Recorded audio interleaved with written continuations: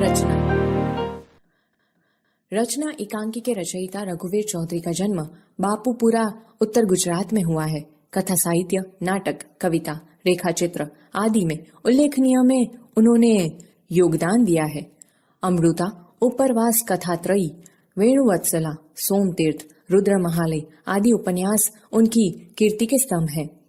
इस एकांकी में लेखक ने वर्तमान परिस्थिति में नव युवकों को तोड़-फोड़ करने के बजाय प्रतीक्षा करने और सामाजिक कार्य में संलग्न होने का संदेश दिया है। शाम का समय है। ग्राम पंचायत के कार्यालय के बंद दरवाजे के पास बैठा चौकीदार जमाई ले रहा है। दूर बैठे रमेश, निमेश और नरेश गंभीरता से बात करते दिखाई देते हैं। गोपी प्रवेश करती है। गोपी दोनों ओर देख लेने के बाद, अविनाश जी यहाँ नहीं आए? निमेश, अरे गोपी तुम, क्या कोई काम था अविनाश का? गोपी, खास तो नहीं, पर कल उन्होंने वादा किया था कि आज इसी समय वे मुझे प्रसाद जी की कविता समझाएंगे। रमेश, कविता समझने से कोई फायदा नहीं होगा गोपी, कोई ठोस काम करो या अविनाश को करने दो। गोपी, आज भी कैसा मजाक कर रहे हैं रमेश भाई, कविता तो आत्मा की कला है, संवेदना का सौंदर्य है। निमेश, पर आत्मा या संवेदना हो तब भी ना। गोपी, क्या निमेश भाई, क्या आत्मा नहीं है?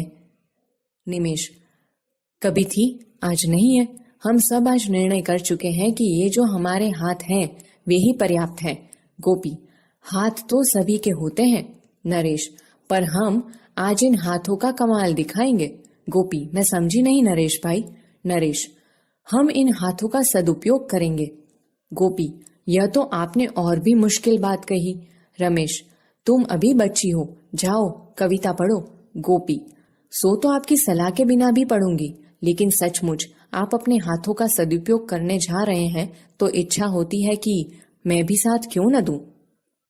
रमेश, तुम्हारे हाथ अभी कोमल है बहिन, जाओ अविनाश से मैं कहूंगा कि तुम आई थी, जाओ, मगर हाँ उसका इंतजार मत करना। आज हम यहाँ से हटने वाले नहीं हैं, न तो पंचायत के किसी सदस्य को हटने देंगे जब तक वे हमारे सभी सवालों का जवाब न दे दे। गोपी, जवाब क्यों नहीं देंगे? जो लंबा भाषण कर सकता है उसके लिए जवाब देना तो बड़ा आसान होता है। नरेश, आसान होता तो वे यहाँ आकर हमसे बात न करते। खड़ा होकर चौकीदार की ओर जाता है। देखो तो सही, दरवाजा बंद करके सभी भीतर बैठे हैं, नालायक उल्लू के पट्टे। निमेश, अब शब्दों के उपयोग पर अविनाश का प्रतिबंध है, याद रखो। नरेश, तभी तो हम अभी तक शांत हैं। कितनी बार तो हमने प्रार्थना पत्र दिए, कितने दिन तक प्रतीक्षा की, आखिर हार कर आज उपवास पर बैठे हैं। रमेश, नरेश की बात को आगे बढ़ाते हुए, ठीक 2 घंटे पहले उनकी मीटिंग शुरू हुई थी। बीच में हमने बार बार कहलवाया कि हमको अंदर बुलाओ या बाहर आकर हमसे बात करो, बस जवाब ही नहीं दिया। नरेश, जैसे हमारी हस्ती ही उन्हें कबूल नहीं। रमेश, ऐसा तो नहीं है, पर वे जानते हैं कि पिंजरा पोल के मवेशियों की तरह ये कुछ नहीं कर सकते। नरेश ऊंची आवाज में, हम कुछ नहीं कर सकते? निमेश, जवाब तलब कर सकते हैं। रमेश गोपी से, आखिर सदस्य साहबों ने कहलवाया कि तुम चाहो तो शिष्ट भाषा में आवेदन पत्र दे सकते हो। गोपी, बड़ी मेहरबानी की उन्होंने, पर क्या आप शिष्ट भाषा का उपयोग कर सकेंगे? नरेश, अविनाश कर सकता है। हमने कहा कि जाओ भाई एकांत में बैठकर संस्कृत प्रचुर भाषा में लिख लाओ, पर बड़ी देर की। रमेश, शिष्ट शब्द खोज रहा होगा। गोपी, आप उनकी मदद करते तो अच्छा होता। नरेश, बस हमने मैटर दे दिया है। गोपी, मैं जान सकती हूँ? नरेश, क्यों नहीं, सारा गांव जानता है। इन सदस्य महोदय ने बेशर्म होकर भ्रष्टाचार के कई मामलों में जो सहयोग किया है। गोपी, चलिए, एक क्षेत्र में तो सहकार की भावना फली। रमेश, गोपी, इस बात पर तुम भीतर जाकर इन लोगों को बधाई दो, मजा आएगा। निमेश, वे हमारा मजाक समझ पाए तब ना। नरेश, वे समझेंगे कि गोपी जैसी होनहार लड़की ने हमें बधाई दी, तारीफ की है।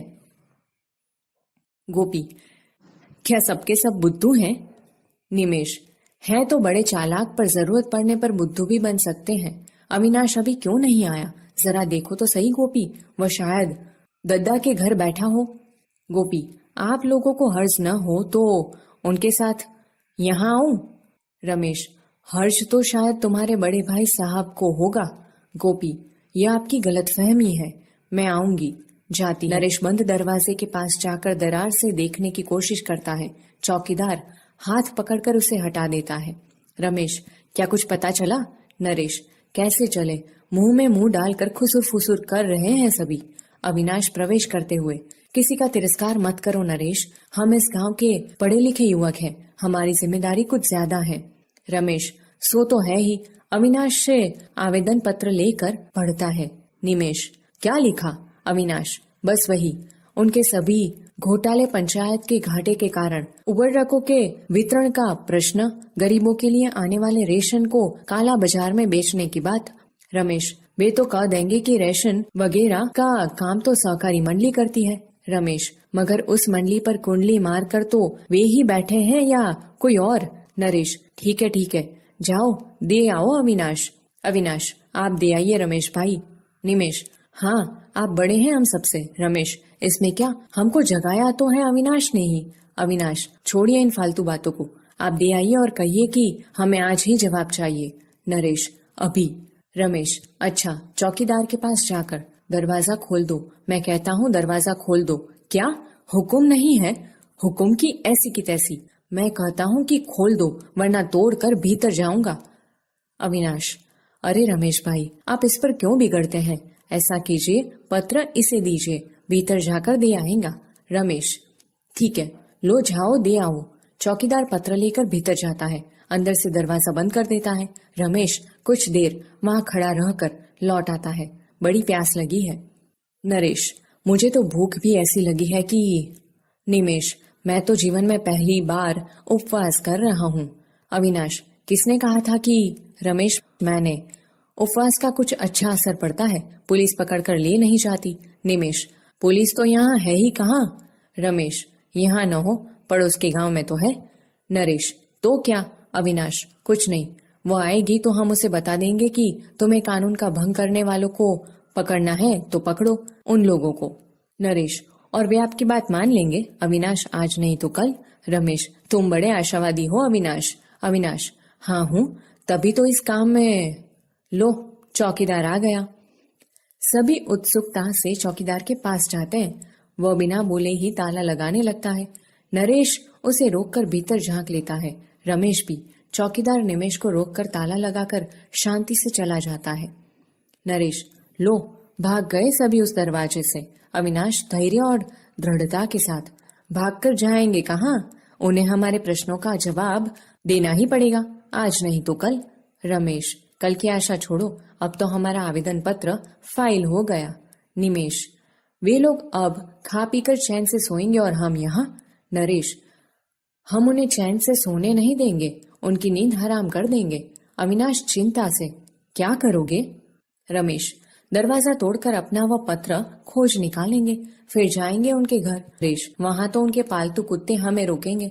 मेरा ख्याल है कि हाथ में पत्थर लेने का अभिनय करता हुआ। रमेश, ठीक है। पथराव की बात सुनकर सभी दौड़े आएंगे। पत्थर उठाता है निमेश। चलिए अविनाश भाई, उठाइए पत्थर। अविनाश, मजाक छोड़ो। रमेश, इसे तुम अभी मजाक समझ रहे हो? वाह रे पंडित, चलो उठाओ पत्थर, एक साथ वार करे। अविनाश, नहीं, यह असंभव है, हम इस मकान को तनिक भी नुकसान नहीं पहुंचा सकते, जो हमारा ही है उसे। रमेश, अभी इसी भ्रम में हो कि यह हमारा है। चलो नरेश, निमेश, देर क्यों कर रहे हो? तीनों कुछ कदम आगे बढ़कर पथराव करते हैं। अविनाश, रुक जाओ, मैं कहता हूँ रुक जाओ, तुम नहीं जानते हो कि तुम क्या कर रहे हो, रुक जाओ वरना। नरेश, वरना क्या? तुम्ही ने तो हमें इसके लिए भड़काया था। अविनाश, भड़काया नहीं था, जगाना चाहा था, शायद वह मेरी गलती थी, मुझे आपसे ऐसी उम्मीद नहीं थी। रमेश भाई, कम से कम आपसे तो। रमेश, रुक कर, तुम यहाँ से जाओ, मैं जानता हूँ यह तोड़फोड़ देखकर तुम्हें दुख होगा। जाओ। अविनाश, मैं इस प्रकार पलायन नहीं कर सकता। निमेश, तो हमें साथ दो। नरेश, हाँ, हमसे तो ज्यादा ताकतवर हो, आओ हाथ बटाओ। तीनों जोरों से पथराव शुरू कर देते हैं। टूटने फूटने की आवाज आने लगती है। अविनाश, आप लोग मेरी बात सुनना नहीं चाहते? जैसे आपकी मर्जी। कार्यालय के दरवाजे के पास जाकर खड़ा रहता है, भले ही मुझको चोट लगे। रमेश, हम तुम्हें चोट नहीं पहुंचाएंगे, हम निशाना लगाना जानते हैं। निमेश, नरेश अविनाश को बचाकर पत्थर फेंकते हैं। नरेश, हाँ हाँ, वे थोड़े ही हमारे दुश्मन हैं। पथराव चल रहा है, वहीं गोपी दौड़ती हुई आती है। अविनाश को सामने खड़ा देखकर चीख पड़ती है। गोपी, ओ यह क्या, आप लोग अविनाश जी पर वार कर रहे हैं? रमेश, नहीं मकान पर। नरेश, इन्हें समझाओ कि बीच से हट जाए। गोपी, वे नहीं हटेंगे। निमेश, तो हमारे पत्थर भी। गोपी, इन्हें चोट पहुंची तो? रमेश, हम कब कहते हैं कि ये चोट खाएं? हम तो इन्हें बचाते रहेंगे, पर हो सकता है कोई पत्थर छिटक कर। गोपी, हाँ हो सकता है, अच्छा हो कि इसका लाभ मुझे भी मिले। आप तो सुशिक्षित हैं, बुद्धिमान हैं, रुक जाइए। गोपी इन लोगों के आगे इधर उधर चलती रहती है ताकि वे पत्थर फेंक न सके, परंतु वे गोपी को बचाकर वार करने का मौका नहीं छोड़ते। अविनाश ऊंची आवाज में, इन्हें मत रोको गोपी, ये सुशिक्षित है, समझदार भी है, परंतु अभी इन्होंने अपने हाथ से कुछ रचा नहीं है। मुझे इस मकान से लगाव है, क्योंकि जब इसकी नींव तैयार हो रही थी तब मैंने स्वेच्छा से हाथ बढ़ाया था। रमेश, जैसे अविनाश की बात छू गई हो। रुक जाओ निमेश। नरेश, नरेश नहीं रुकता। रमेश इसका हाथ पकड़कर रोकना चाहता है। नरेश पत्थर फेंकते वक्त संतुलन गंवा देता है और अविनाश को चोट लगती है। गोपी, ओ आपने यह क्या किया? दौड़कर अविनाश के पास पहुंचती है। नरेश लज्जित होकर रुक जाता है। अविनाश, यह तो कुछ भी नहीं है गोपी। 2 कदम आगे आकर सामने से आग के गोले आते तो भी मैं नहीं हटता। यदि निमेश या नरेश ने भी मेरी तरह इस मकान की रचना में हाथ बटाया होता तो वे भी मेरे स्थान पर खड़े होते और अंत तक अडिग रहते, पर ये लोग तोड़ते हैं क्योंकि इन्होंने रचा नहीं। रमेश, हमें माफ कर दो अविनाश, तुमने आज हमें सही अर्थ में जगाया है। अपने प्राणों की बाजी लगाकर हम संकल्प करते हैं कि तुम्हारी या किसी की रचना को तोड़ेंगे नहीं, प्रतीक्षा करेंगे, सहेंगे। गोपी, इसमें तो मैं भी आपका साथ दूंगी। निमेश, फिर प्रसाद जी की कविता का क्या होगा? गोपी, हो सकता है कि किसी नए प्रसाद की रचना इस विद्रोह और प्रतीक्षा के बीच जन्म ले। आगे आकर बैठती है, सभी उसका अनुसरण करते हैं।